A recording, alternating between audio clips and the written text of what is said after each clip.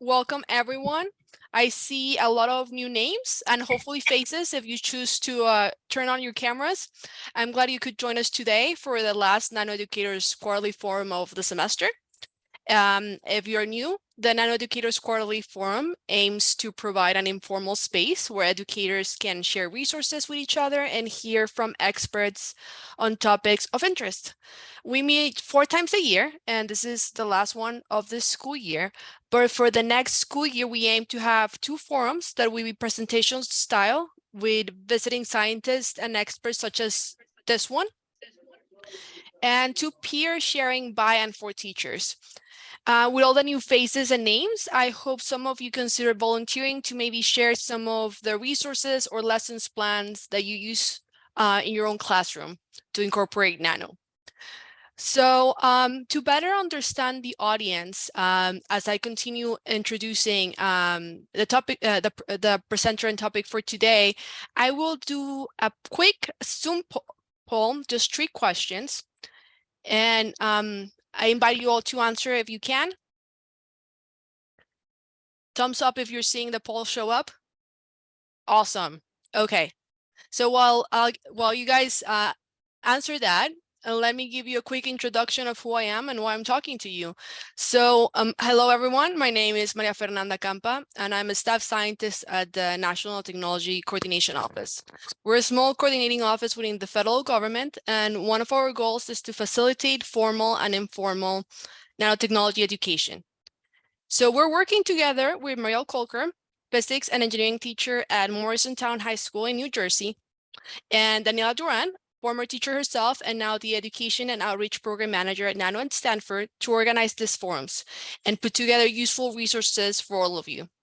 And speaking of resources, I think Daniela has a quick announcement for all of you. Yes, thank you, Maria. And thank you to everyone for giving us your valuable time during the week. I know that it is precious, so I promise it will be worth it. I'm going to give a quick announcement about a program that I run called the NanoSense. It's the Summer Institute for Middle School Teachers that is June here at Stanford in person. And then we also have a virtual professional development in July. It has been highly rated by all participants. It is paid PD, and it is a chance to really delve into the nano world in a way that you can translate right back to your classroom, as we provide hands-on kits for you to do in the classroom, in addition to tours and talks. And all of this is done virtually if you're not nearby in California. So I'll put a link in the chat. If you have any other questions, please feel free to email me. And thank you again for joining us today. Thank you. I'm going to give it a couple more seconds for the poll. If you have not answered, please go ahead and submit your results. Let's see. And poll. Share results. Let's see who's here. Can you guys see the results? Thumbs up. Okay, so we are 63% educators, 32% researchers, a couple federal employees, other. I'm curious to hear what the other are. If you want to share a little bit about yourself in the chat, please do. For the educators, we have a couple of middle school, couple of high school, some 16% community college, technical college, 47 of four-year college or university, and 32 are not educators. And the majority of the background here is STEM. Okay, so with that information, we kind of know who we are talking to. Let's, without further ado, let me introduce our speaker for today. Today, the group is welcoming Professor Jacob Jones. Dr. Jones is the Covey Steele Distinguished Professor of Material Science and Engineering, Director and Principal Investigator of the Science and Technologies for Phosphorus Sustainability, or STEPS, Director and Principal Investigator of the Research Triangle Nanotechnology Network, former Director of the Analytical Instrumentation Facility, and a University Faculty Scholar. Dr. Jones participates and leads many interdisciplinary teams and projects on topics including nanotechnology, crystallography, functional materials in environmental applications, water, sustainability, and healthcare. Today, he will discuss technical advances in the areas of nanotechnology and climate that can be used to inspire students to confront climate change with nano. Jacob, please take it away. Thank you, Maria. I want to share my screen, so maybe I'll ask the same, Maria. You can give me a thumbs up when you see it. Oh, good. All right, great. I'm moving your videos around here too, so I can continue to see a few of you with your videos on. But I just want to thank the organizers, especially for inviting me to be here. That includes Marielle and Daniela, as well as Maria and Quinn for the gracious invitation. And I want to start by saying what a fun time it was to develop these ideas. I was telling them that earlier. It's the first presentation I've actually given like this with this audience on this content. And so it was really fun to put it together. And with Marielle's insight, I hope it targets your needs as educators. Oh, and Marielle will drop a link to the PDF version of the slide deck near the end of the talk, so you don't have to take notes very quickly going along. And while I hope to have time at the end to recognize several other collaborators and contributors, on my last slide, I included a photograph here on the opening slide to acknowledge two of my PhD students, Daryl Harry and Elizabeth Droop-Chabanov. I get the laser pointer working here. So Daryl contributed the last demonstration I'll share with you today, and Elizabeth was a graduate student mentor for two teachers last summer as part of our Research Experience for Teachers program, or RET program. And maybe as a verbal outline for today, after some introductory material, I'll share with you 4 examples of science and technologies for addressing climate change that use or benefit from nanotechnology. But before I jump into the content, I just wanted to give a little bit of context for why I think I was asked to participate in this webinar, which involves 2 of the acronyms listed on this page, the RTNN and the RET. So I serve as director of one of the sites in what's called the National Nanotechnology Coordinated Infrastructure, or NNCI. The NNCI is a large NSF program that supports nanotechnology infrastructure, facilities like clean rooms and materials characterization labs, for example. At our site, the Research Triangle Nanotechnology Network, or RTNN, is highlighted on this slide, and it includes 3 collaborating universities and 4 collaborating nanotech facilities at North Carolina State University, Duke University, and the University of North Carolina at Chapel Hill. And the numbers shown here on the slide highlight the breadth and impact of our site to the nanotechnology ecosystem, and this includes impacts to research and to outreach and to education. Take our Coursera course, for example, on nanotechnology. It's freely available online. It's been used by tens of thousands of participants. We also lead within the NNCI and NNCI-wide effort called a research community, and ours is the Research Community for Nanotechnology Convergence. And this year, we focused the work of the group on nanotechnology for addressing climate change. And this aligns very well with the NNI Nano for Earth Challenge that most, if not all of you, are already aware of. I'm also the principal investigator of a Research Experience for Teachers, or RET site, that focuses on atomic scale design and engineering. And it's been a great way to work with teachers just like you and learn about your perspectives and your needs, which I hope is reflected in today's presentation. So this program brings around a dozen middle and high school teachers and community college instructors each summer for a 6-week immersive experience in nanotechnology.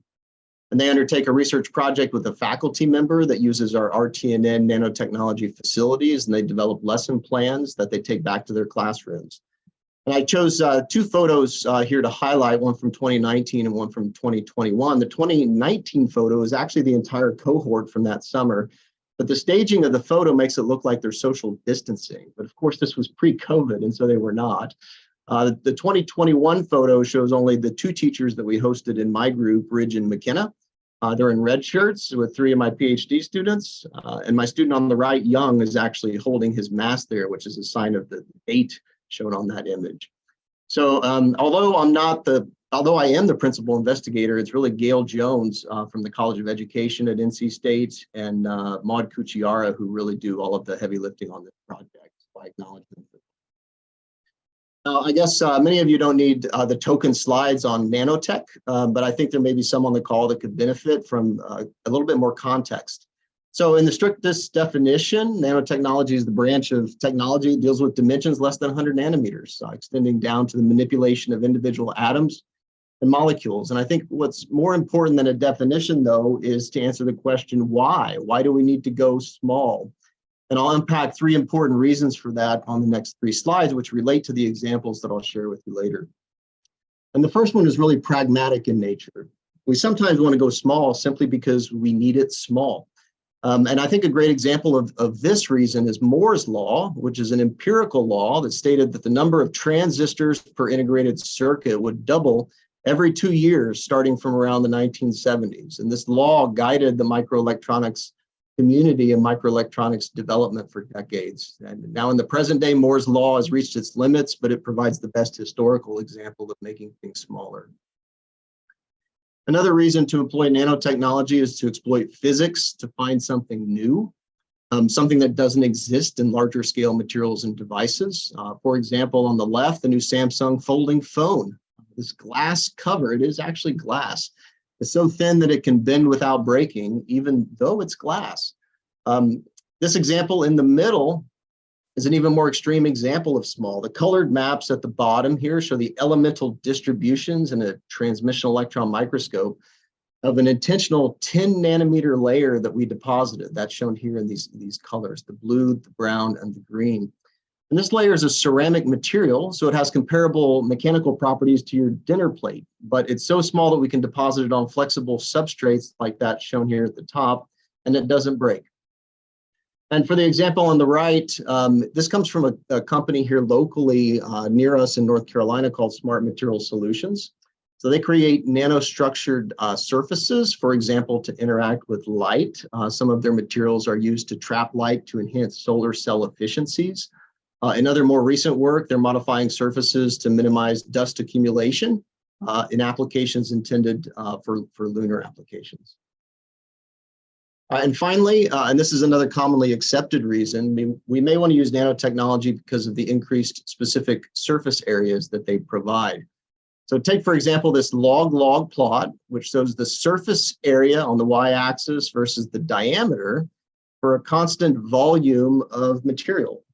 We'll start with the basketball here at the right. As you move toward the left and decrease the diameter, maintain the volume, the amount of surface area increases substantially. And the increased specific surface area is particularly important for processes that occur at surfaces like catalysis or adsorption. This is the case for 2 of the examples that I'll share with you today. Now, relating this to teaching in the classroom and the outreach activities, just 2 more slides to introduce the place what we're doing now in the context of how we've been teaching nanotechnology for decades. So when teaching nanotechnology in the classroom, we often emphasize the scale of things. And this particular figure shows things natural on the left and things man-made here on the right. And the scale stretch from something we can see at the top, which is 1 centimeter, to the nanometer down here at the bottom. And like Feynman said, there's plenty of room down here at the bottom to do really exciting and innovative science and engineering. But the interesting thing to think about when trying to connect nanotechnology to climate change is how big one must also think. So well beyond 1 centimeter. When thinking about greenhouse gases, for example, we need to appreciate the scales of the Earth. And so there's a different scale bar that we've been using in some circles to make this connection. And I'll share that with you here on this next slide. So this one, instead of starting at 1 centimeter, it begins at 10 to the minus 10th on the left-hand side at the angstrom scale and goes all the way up to the global scale. So as we said, to address climate change, we need to be thinking at a high systems level and going all the way up to thinking about how public policy influences technology adoption or social science, ecology, or even this dangerous word, geoengineering. So we say in one of the centers that I lead, the STEP Center, that the challenges in tackling these types of problems require us to span not just nano to centimeter, but to span the entire 17 orders of magnitude in length scale from below nano up to global scales. So I promised you 4 examples of science and technology for addressing climate change that either use or benefit from nano. And instead of picking these arbitrarily, I wanted to provide some breadth and application space for you to take to your classrooms. And so to do that, I adopted a categorization put forth by another NSF project called IRVA. So IRVA's first report that came out in 2022 was titled The Role of Engineering to Address Climate Change. Very close to the topic here today, but specific to engineering instead of nano. And nevertheless, it's a very useful report. And this classification system they used to group needs and opportunities in this space into 4 categories. Color-coded here is green and light blue and dark blue and gray. And as you could imagine with all government reports, you could unpack all of these into a laundry list of opportunities, right? And so you can see some of those listed here, and you can pull the report and you can learn about all of these different technologies that could be developed to help us address climate change. In the first category, the green category, we're looking at energy storage, transmission, and critical materials. And the example that I'll share with you today are thermoelectrics for waste heat conversion. In the second category, we're looking at greenhouse gas capture from the atmosphere. This includes methane and nitrous oxide and carbon dioxide. And the example I'll share with you today is mineralization of carbon dioxide from the air. In the third category, we're looking at resilient, energy efficient, and healthful infrastructure. And the example that I'll share with you today is decarbonizing the manufacture of cement. And in the fourth category, we're looking at water ecosystems and geoengineering assessment. And the example I'll share with you today is reducing phosphorus pollution, harmful algal blooms, and the resulting methane emissions. So example 1, thermoelectrics for waste heat conversion. So there are some statistics presented here at the left to motivate the need for thermoelectrics. And I'd say notably in the industrial sector in the US, their energy accounts for 1/3 of the total energy consumed and is responsible for 1/3 of the fossil fuel related greenhouse gases. This is emitted both through industrial sources as well as through vehicles. So in vehicles, 70% of the fuel chemical energy in vehicles is lost, and back to the industrial sector, 20 to 50% is lost. So these are very thermally inefficient systems. And so the real question here is, how can this waste heat be tapped as an energy source? And one solution is through something called a thermoelectric generator. So an example of a thermoelectric generator is shown in a photograph here at the left, and I actually have one in my office, so I'll put it up to the camera here. So you can order these online relatively cheap. Mine was delivered this morning just in time for this demo, and I'll show you a picture of that later. By definition, it's a solid state device that converts heat flux into electrical energy. And because it's a solid state device, there are no moving parts like you might see in an engine. Therefore, it can be miniaturized into nanotechnologies and microelectronics. Some of the materials used in thermoelectrics are semiconductors, which are also widely already used in this field. So thermoelectric generators have been around for a long time. It's not a new invention. In fact, they've been used for decades in satellites and space probes for power generation, and those applications, they're powered by the radioactive decay of plutonium. But fortunately, down here on Earth, we have many alternative sources of heat, in particular waste heat that can be used to generate electricity. So the physics description of a thermoelectric shown here at the bottom, for those teaching physics or chemistry, you can describe the active material as the semiconductors with intrinsic holes or electrons that provide the electrical current. So these thermoelectric generators are ideal for applications in industrial environments and automobiles where the temperature sources range to several hundreds of degrees, as shown here for automotive diesel, the industrial production of aluminum, and glass melting furnaces. All right, so here's where the fun starts. To demonstrate how one of these works, I've got a thermoelectric generator here that I ordered hooked up to a motor powering a fan. And you can see the thermoelectric generator here in the middle. That's that white flat piece. So I'm going to press play and walk you through what you're seeing. So the thermoelectric is in the middle. On the left, I have an ice bath, and on the right, I just poured boiling water right before I turned on my my video on my phone. So it's not quite 100-degree temperature difference, but it's sufficient to, once you get thermal conduction up to the thermoelectric, it's sufficient to, it's jumping around a little bit on my screen. I don't know if it's jumping around on your screen, but I hope that you saw the fan moving. So that's evidence, right? All right, so it's sufficient to power the fan. All right, so I mentioned before that thermoelectrics are not new. In fact, if you own a wine fridge, and I suspect many teachers do, I do, there's a good possibility it's a thermoelectric working in the opposite sense to actually cool it by using electricity. But the efficiency of thermoelectrics are poor, so they're not yet economically advantageous to use pervasively to recover waste heat in these applications. So the design goal here for folks working in this area relates directly to nanotechnology. It's to maintain high electrical conductivity. Well, that's because that's what we're intending to make, while lowering the thermal conductivity so we can keep that temperature gradient, that temperature difference across the two sides. But this is a real challenge in most materials because most materials that are good electrical conductors are also good thermal conductors. That's because electrons carry heat. Take copper, for example, shown here at the right. Copper is an excellent electrical conductor and an excellent heat sink for microelectronics applications. So decoupling these two things is important, and this is where nanotechnology can help. So it turns out that heat is not only transported by electrons, but it's also by a wave-like process in the atomic structure illustrated here at the right, something in physics known as phonons. So these are wave-like atomic vibrations, and the wavelength of the vibrations is on the order of magnitude of a few nanometers. So the question is, if you want to reduce thermal conductivity by absorbing or deflecting these nanoscale waves, what size of structures would you use to do that? And to answer that question, I present an analogy to energy harvesting from ocean waves. So this schematic here shows us the answer. So the objects interacting with the wave should be on the same length scale as the wave itself. So back to the nanoscale. For nanometer scale phonon wavelengths, then the nanostructures that we want to incorporate should be on the same length scale, on the scale of nanometers.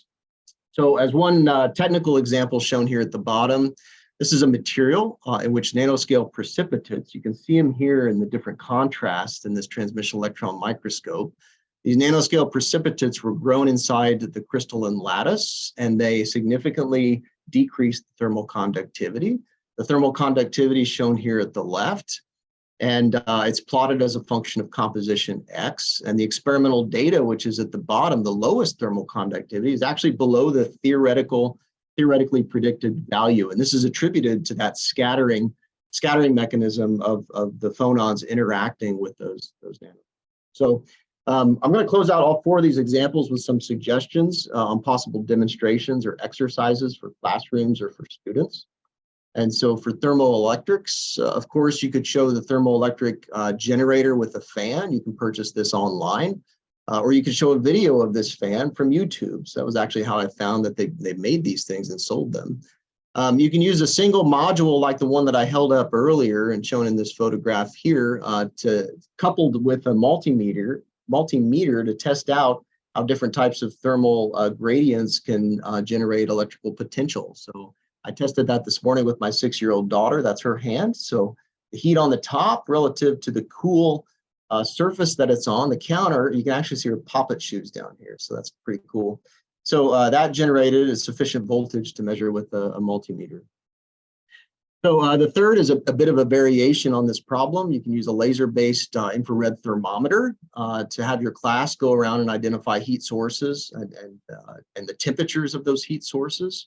This relates to the example shown here on the right. So the use of the thermoelectric generator for energy harvesting from inside the home. It was actually when I was cooking something in the stove at home when I thought of this idea, whether or not I could use this little thermoelectric generator to charge a battery, for example, somewhere near my stove. So finally, there's some simple calculations that one could construct to calculate the electrical current available from various thermal sources and specific thermoelectric materials. So I hope from this list of opportunities that there's something that could be incorporated in the classrooms. Inspired by the idea to use the laser-based infrared thermometer, I actually went out to Lowe's and bought one myself. So I know that they're not too expensive. All right, so example 2. Mineralization of carbon dioxide from the air. In other words, carbon capture. And I think this plot is famous enough that we don't need to introduce it. Dating back centuries, the atmospheric CO2 has increased substantially due to human activity.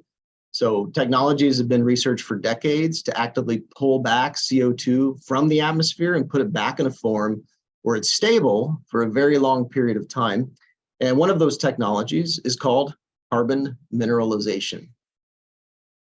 And the word mineralize here means that you're turning it into a mineral. and minerals are what constitute rocks. So essentially, we're making rocks with CO2. The one process targets sequestering rocks that are already in place somewhere in the earth, something called in situ storage. The other process targets the use of industrial byproducts, and this is really a win-win, because well-developed processes could not only capture CO2, but they could do it using what would otherwise have been a waste product. For the use of rocks in particular, there are some details here on which the types are preferred and which ones are the most effective. For example, olivine, which is the rock shown up here at the top. So the chemical reaction that we want to proceed with a material like this is written down here. This is magnesium 2, silicon 1, oxygen 4, reacting with carbon dioxide to form two solids, magnesium carbonate and a silica. So this magnesium silicate is the starting material for this type of reaction. In these types of applications, these processes can be very, very slow, and they're sometimes done deep within the earth. And so to simulate this process in the lab and potentially in classrooms, we're going to create a more reactive material than that shown here, and then you use that more reactive material to demonstrate the capture of CO2 more quickly. So it's a demonstration experiment. In this lab or classroom scale experiment, we're going to start with powders of calcium carbonate. This is something that's relatively inexpensive with low safety concerns. And we're going to first heat this carbonate in air, releasing carbon dioxide according to the reaction shown here. This happens at about 650 degrees, and it's a necessary process to create this highly reactive calcium oxide material. And importantly, because we're giving off gaseous CO2, this is a reaction that starts at the surface, so the specific surface area of these materials is important. And we're going to cool the material, cool a sample, and during cooling, and then at room temperature, the calcium oxide will capture CO2 back from the air, again, nucleating at the surface and forming calcium carbonate, and then continuing on to consume the entire particle, eventually going back to calcium carbonate. And importantly, when we do this, both the initial decomposition reaction and then the mineralization, which simulates the mineralization using rocks, we're going to monitor it in the lab using a technique called X-ray diffraction. And I'll emphasize again that these processes start at the surface, so the size of the particles is important, and that's going to come back when we talk about possible demonstration experiments. So we may want to be creating a range of particles in order to demonstrate how effective nanoscale materials are. All right, so this is the X-ray diffraction experiment. This is a fairly routine experiment for us. In fact, we hosted a high school student this past academic year, Chris, as a researcher in our group. He's shown here in the front of the instrument that we and he regularly use to study these types of reactions. On the left is a simple description of the technique. So X-rays on the same length scale as the atomic periodicity. Again, this is near nanometers. They can constructively interfere with that periodicity, and this gives rise to very large intensities in X-rays at certain angles. We call them peaks when we measure them as a spectra. And it enables us to distinguish one compound from another, for example, to distinguish calcium carbonate from calcium oxide. So let's show you this exciting in situ X-ray experiment of decomposition and mineralization. So in this first plot at the bottom, we show the peak that corresponds to the carbonate as we heat it. That's the peak shown here on the left. You can see the time, this is about 2 hours. And you can see the temperature over here. This is about 650. So this carbonate peak disappears at 650, and the calcium oxide peak appears. So this first reaction occurs very quickly, and CO2 is released into the air. Then we monitor the phases during cooling as well. So starting from the high temperature here and cooling all the way down to ambient conditions. And about the same temperature of 650 here, the calcium carbonate peak comes back. And I'll emphasize the appearance of this peak demonstrates the capture of CO2 from the air in a solid form. It's mineralization. And it's useful to note that in this particular experiment, there's still some remaining calcium oxide, but if you wait a few hours to days at room temperature, the material fully pulls that carbon dioxide back, capturing as much as theoretically possible. So finally, before I move to some possible demonstration experiments, I'd note that the weight of the carbonate and the oxide are different, meaning you can tell the difference in your classrooms. even without the expense of an X-ray diffractometer. So here are some possible demonstrations or exercises that could be done in this space. You could take some carbonate powder, which you can readily obtain. A lot of these materials actually have food grade materials available because they're used as various supplements. You can heat the powder in an open crucible, actually in an art kiln. So I said it there, Marielle, very clearly, art kiln, right? So kilns that exist in art classes at schools. So you can heat this up. You could cool it to room temperature. You can weigh it as a function of time, showing that the CO2 is actually recaptured in the solid form. In other words, that it's mineralized. And you could extend that to some calculations around the chemical formula. And then, as I said before, there's an important variation of this demonstration, which is to intentionally grind one sample in a mortar and pestle to decrease the particle size, to demonstrate that smaller particle sizes are more effective at capturing carbon from the atmosphere. All right, example 3, decarbonizing the manufacture of cement. So this statistics is often surprising to folks. 8% of carbon dioxide emissions come from traditional cement production. So look around your area, you know, as you came into to work today, or as you drove home and stopped at the grocery store. I mean, there's cement everywhere. It's foundation of homes, the driveways, sidewalks, parking lots, construction of large buildings. So the production of all this cement has cost us on the environmental side. So here's the problem statement. Portland cement is the primary component of concrete. It's the component that holds it all together. And it's manufactured from crushed limestone, which is essentially calcium carbonate. We just saw calcium carbonate in the previous experiment, right? So to make cement, limestone is heated to high temperatures, forming calcium oxide, an experiment that we just performed a couple slides ago. And that emits CO2. And it's a process that is unavoidable in the synthesis of this cement. And to make matters worse, it's actually heated a second time in combination with another material to actually form Portland cement. And in the end, 1 gram of Portland cement releases about 1 gram of carbon dioxide, although I wrote on the slide kilogram, but it's equal weights. The amount of Portland cement in weight that you're using has released during its manufacture the same weight in carbon dioxide. Half comes from the reactions, for example, the reaction we saw earlier, and half comes from the combustion of fuels necessary to achieve those high kiln temperatures. So here I show a table from the White House Office of Science and Technology Policy, or OSTP. The table shows areas that should be prioritized in addressing climate change, and I've outlined in red here the low CO2 concrete. So we need to solve this problem, the priority for improving industrial processes. And I want to highlight in this section an entirely different way to generate structural materials. This is an alternative to concrete, and it was invented and pushed forward by a company here that's in very close proximity to us called Biomason. And because their technology is radically different, their goal is to remove 25% of carbon emissions from the concrete industry by 2030. And that's pretty bold, right? To do something that bold, you have to invert the process. You have to do something different. So they go about this as described on this slide here. So they still combine their product with aggregates, just as you do combine cement to make concrete, but they make the alternative to cement in an entirely different way. They actually use bacteria.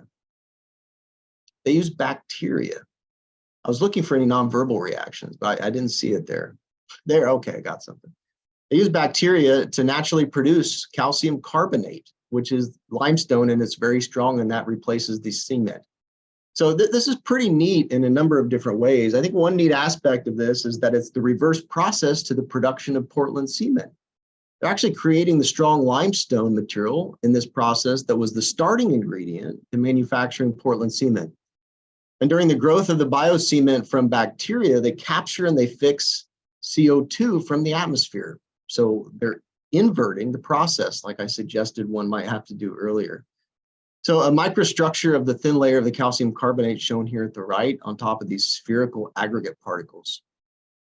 Now, we can't show one of these tiny bacterium that's used to create these structures, but What we can show, and to connect this process with nano, is to show a functional microorganism from a different application space that we actually measured in our lab.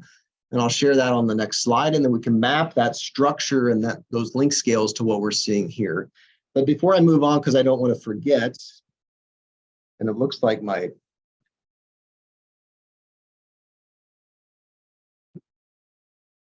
is my video correcting now?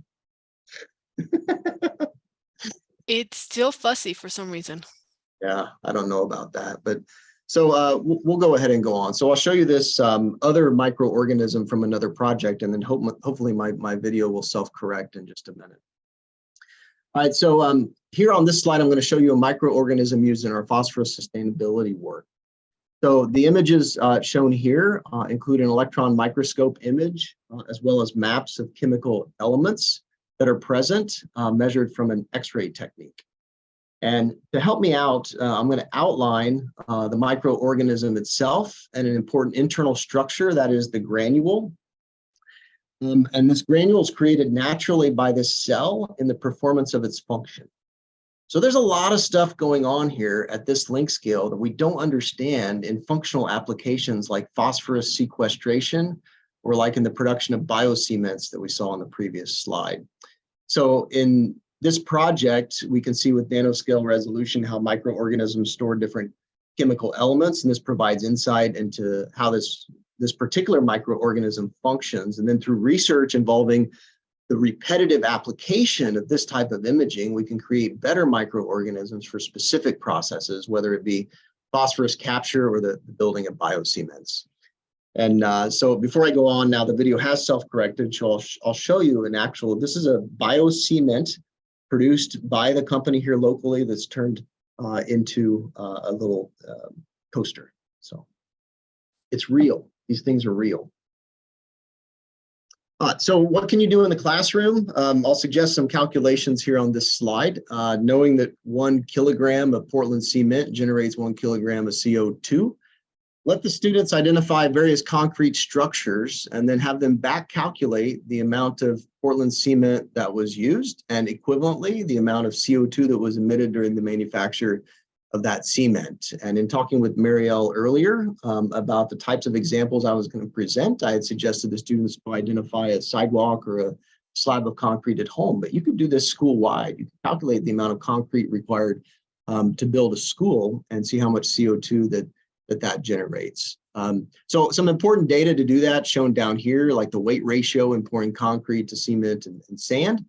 And then as a bonus question for some of your higher level classes, you could connect it back to the mineralization question and say, for the amount of CO2 emitted during the production of cement, how much of this magnesium silicate, what's the mass of this magnesium silicate that would be required in order to recapture all of that CO2? So these things can make it really real for students. So the fourth example comes out of the center that I lead called the STEP Center. So this is the Science and Technologies for Phosphorus Sustainability. And when you all ate your meals today, there was phosphorus in your food, and it was the food that you ate actually required a lot more phosphorus to grow it. So in fact, as shown here, all living things need phosphorus. It's essential for animals, plants, and microbes. And in fact, that previous microbe example we saw, there was a lot of phosphorus in there. So it's processed a lot through all of these different living systems. In fact, there's a recommendation by the NIH for the recommended daily allowance of phosphorus for adults and children.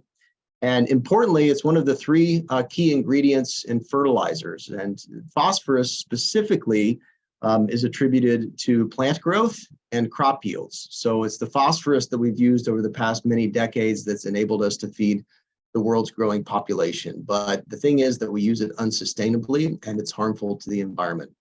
So shown here, only 1/5 of it enters our diet. Unfortunately, too much of it runs off into surface waters, and the excess phosphorus in surface waters cause something called eutrophication, and this brings harmful algal blooms and fish kills. And then to connect this more closely to climate change, eutrophication produces a lot of organic matter that consequently emits methane. And methane is a greenhouse gas that's 34 times more potent than carbon dioxide.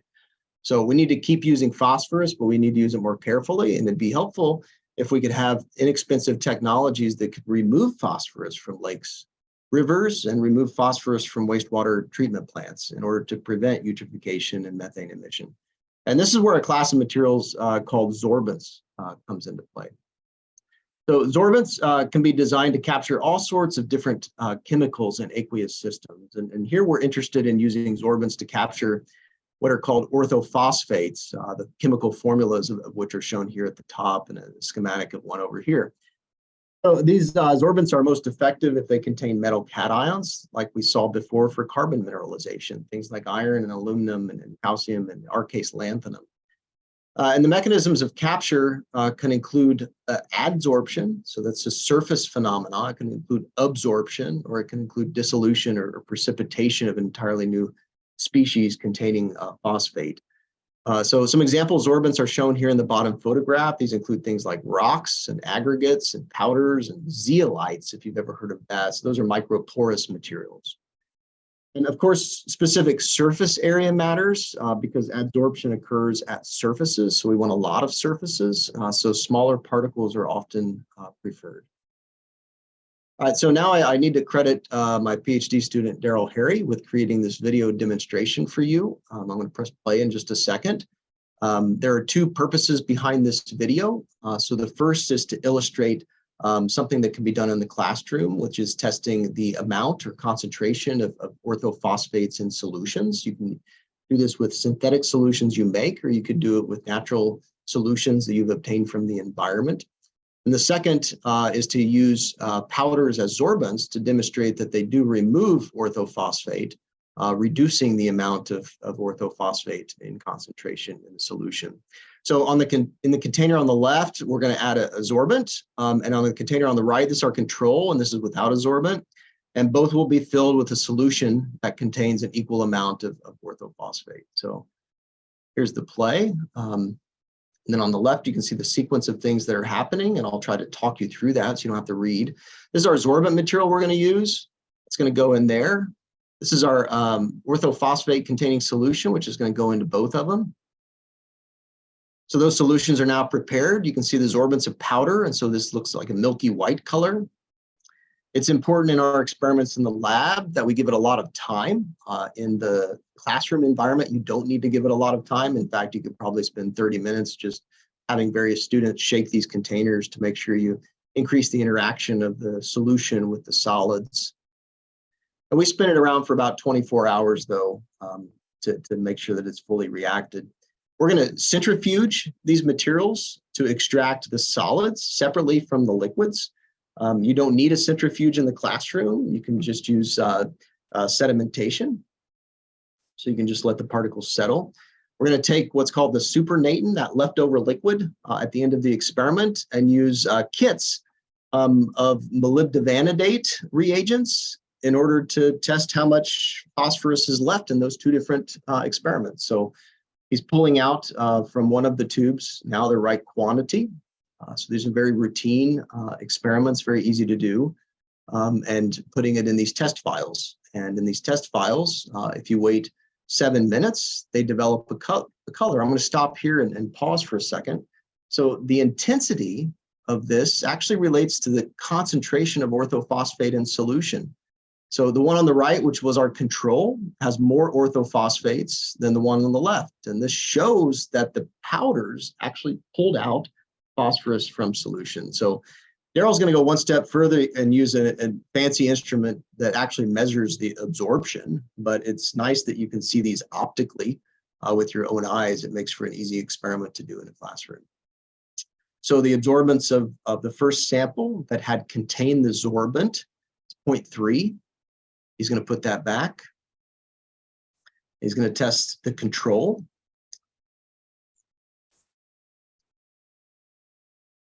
The control has an absorption value of 0.5. So measurably different and confirms what you see with your own eyes.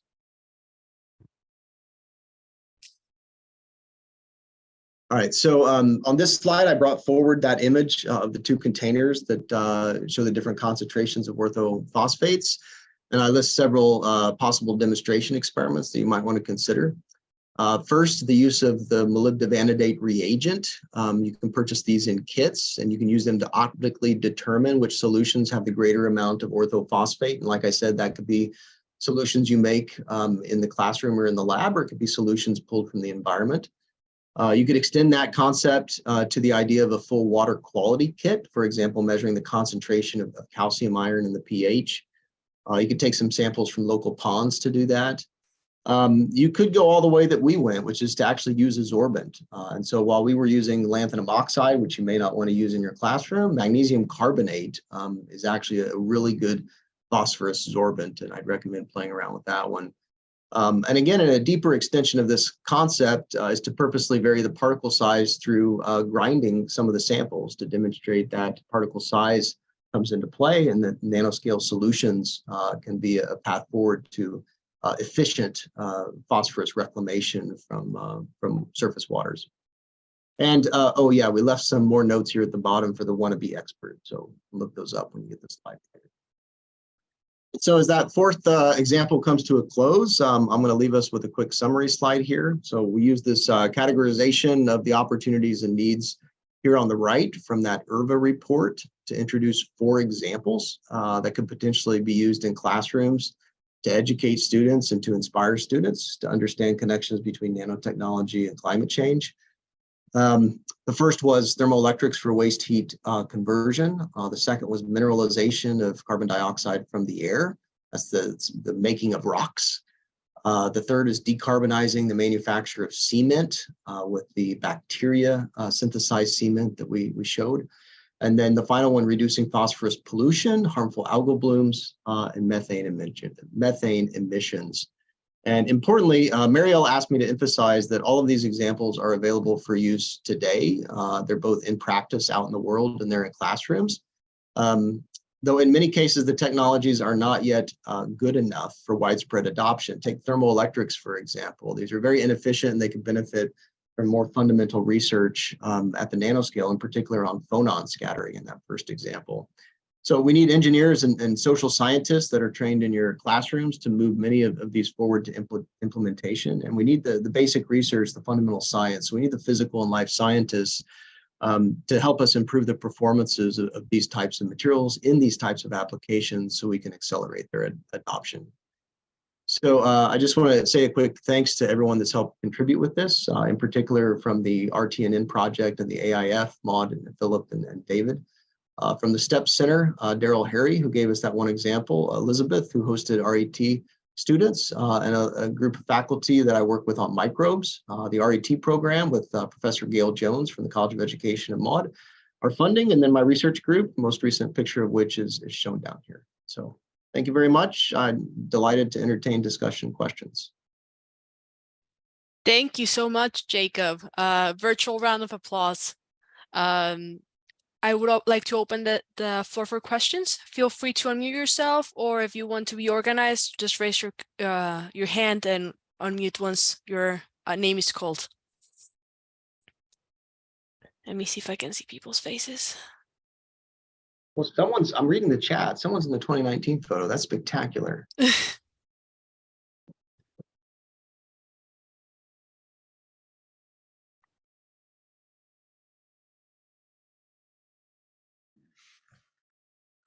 I just posted the link to Jacob's presentation in the chat. I'm very excited to dig into that, by the way, because there are things that are immediately applicable in the classroom. I cannot say that I'm not going to order one of those thermoelectric generators. I'm kind of excited by that. And I also want one of the carbon, right, tiles. Right. Yeah, I really want one of those to show my kids, because it's so accessible, right? You can hold it in your hand, you can see it, and I feel like they need to know that these things exist and that, you know, that they're on the cusp, because kids really don't have any way of accessing. The climate problem is so large, and they really don't have any way in. And so you just gave us four ways. So I'm very, This was fun this morning. You know, I ordered this some time ago and it was delayed. And I literally pulled out of the mailbox this morning, oh, really? put it on the cold counter, asked my daughter to put her hand on it. She goes, after she put her hand on it, she saw the number on the multimeter. She's like, I'm making electricity from my hand? Yes.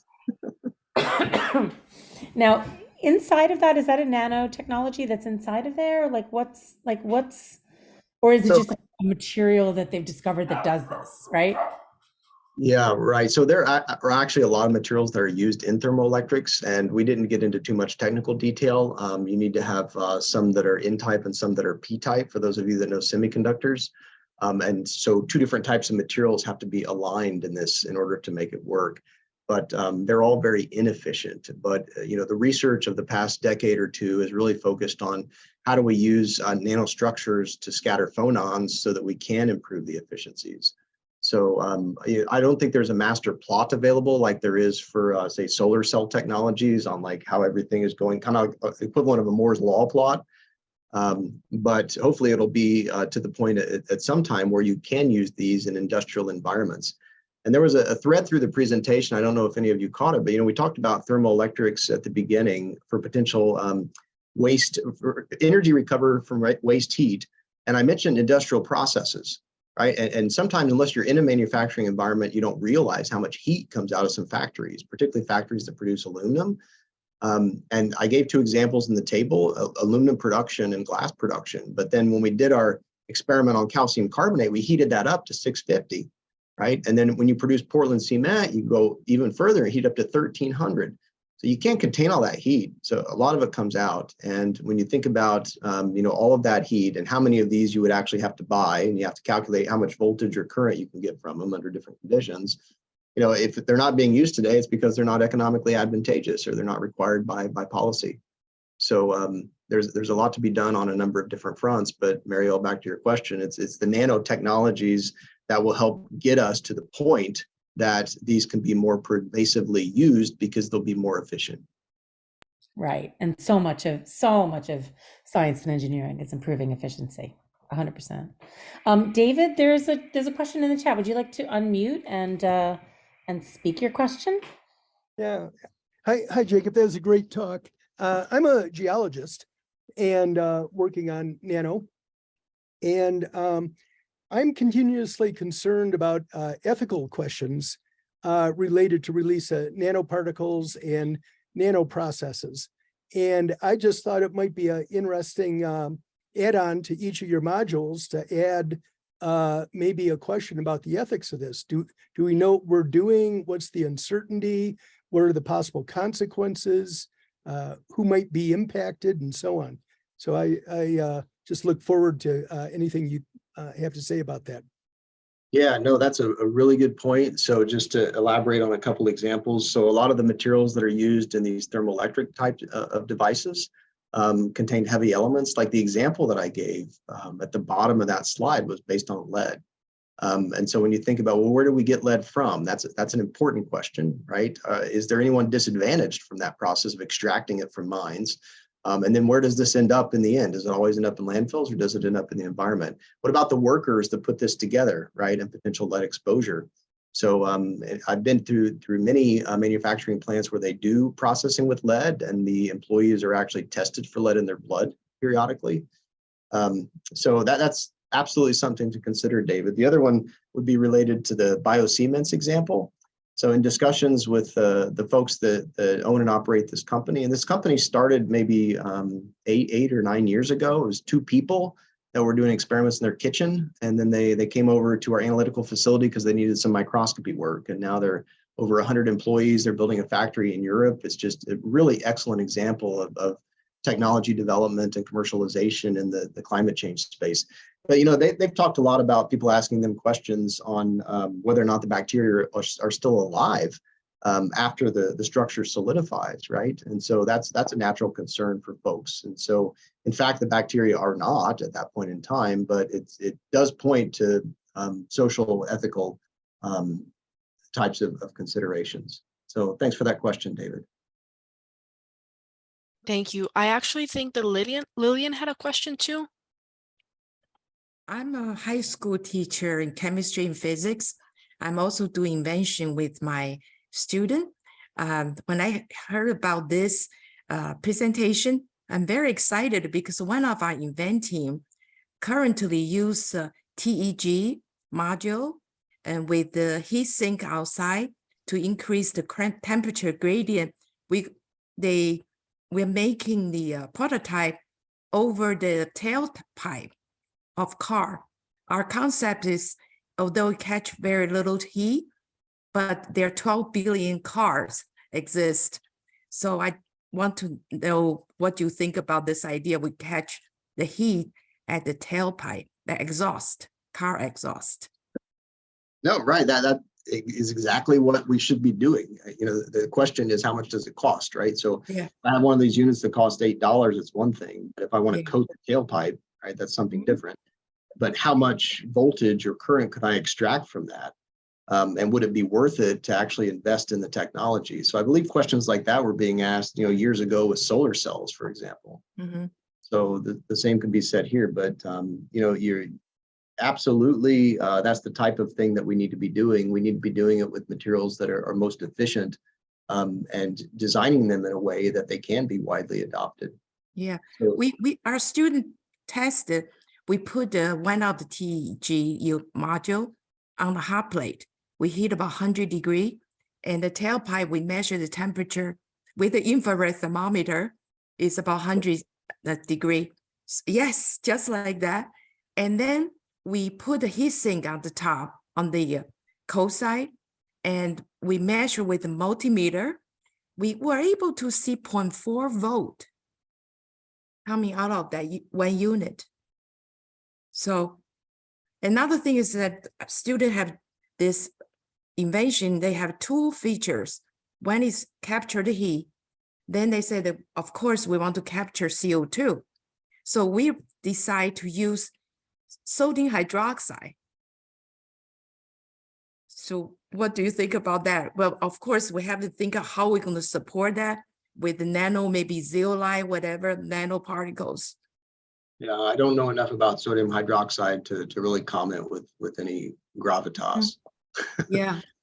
But I'm glad you're thinking similar reaction. Yeah. Yeah, because NASA used lithium hydroxide. Yeah. To capture CO2 in the air. I'll go back to your thermoelectric example. Yeah. Though. You're right that when you put one of these on a heat source, you need to have some sort of heat sink on the other side to keep it cool. So if you were to use this, for example, on the top of a stove, you'd have to constantly be pushing water across it in order to have a cold surface. This again relates to the need for for low thermal conductivity. You don't want to lose that temperature gradient across the device. You can help maintain it by refreshing the cold side, or you can help maintain it by limiting thermal conductivity. Yeah, but we just don't know, you know, maybe how the nanotechnology will help this process and also the capture. So we're waiting. Yeah, thank you so much. Thank you. We have one comment and one question in the chat, and then I think we're going to have to wrap up. So Andrea commented, thank you for your presentation. She's a biologist by training, and she's thinking of ways to incorporate thermoelectric generators and carbon mineralization, I'm assuming, to a biology class. Do you have any suggestions on how to connect that? And Andrea, feel free to speak up if I'm butchering your question. No, that's perfect. Yes, I teach the first semester in majors biology series. And so I'm thinking about ways in which I can kind of create this intersection between biology and nanotech. And I'm also part of ATEC, which is the Algae Technology Education Consortium. So I'm really thinking about how can I also integrate in algae and the, you know, incorporation of this topic of environmental sustainability kind of surrounding nanotech and biology. Yeah, great. So you're probably interested in or already looking at useful algae as opposed to, say, blue-green algae that's associated with algal blooms, I suspect. Well, you know, actually interesting with the algal blooms, if there's a way to harness that and use the biomass, you know, that would, I mean, I'm looking at any possible way to utilize something, even thinking about harvesting photosynthetic pigments for light harvesting and making the connection to any like photovoltaics or something, solar power, those types of things. So really just kind of being abstract and thinking about ways at which this intersection can occur. Yeah, that's great. I wish I knew more about biology. But, your idea to connect to the thermoelectrics with mineralization, I think is great. It was the mineralization example, I think, where we were heating up calcium carbonate, right? So we're also losing waste. We're losing waste heat in that application as well. And I was thinking, I wasn't sure, but if there was a way to incorporate with the heating portion, but then transferring some of that into a closed system with plants to see this sort of capture. The plants are going to be using CO2 during photosynthesis, but kind of seeing this combination between how much are the plants able to absorb versus what we need to do in terms of mineralization, so just kind of throwing ideas and thinking out here. And so I appreciate your talk because it's really getting the gears turning.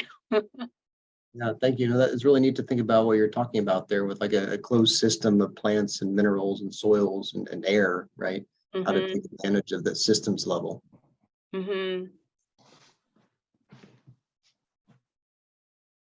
All right. If I may, just one more question while we have you, and then we can wrap it up. Bipin wrote that, if he's not wrong, thermoelectric generator made from copper and other materials. Could he explore graphene for heat transfer? And again, if I'm butchering your question, please feel free to speak up. So these thermoelectric generators are made from two distinct materials. So they have to be different types of semiconductors, and they have to exhibit something called the Seebeck effect. And so I don't know copper's Seebeck effect and whether or not it's big enough to actually be useful to generate electric potential. But when you read up on thermoelectric literature, usually there's a whole bunch of different tabulated materials that are useful, and you can think about combining them in different ways. So I'd encourage you to explore that. There's probably research on graphene and thermoelectrics. I'm not sure whether or not it's used as the inner p-type connector in thermoelectrics or to do something else. But thanks for bringing up that idea. Okay. Well, thank you again, Jacob. It was a fantastic presentation. Thank you everyone that joined and giving us 1 hour of your life today. If you have any questions, feel free to reach out and we'll send that recap to your emails. Thank you very much. Bye all. Have a good night.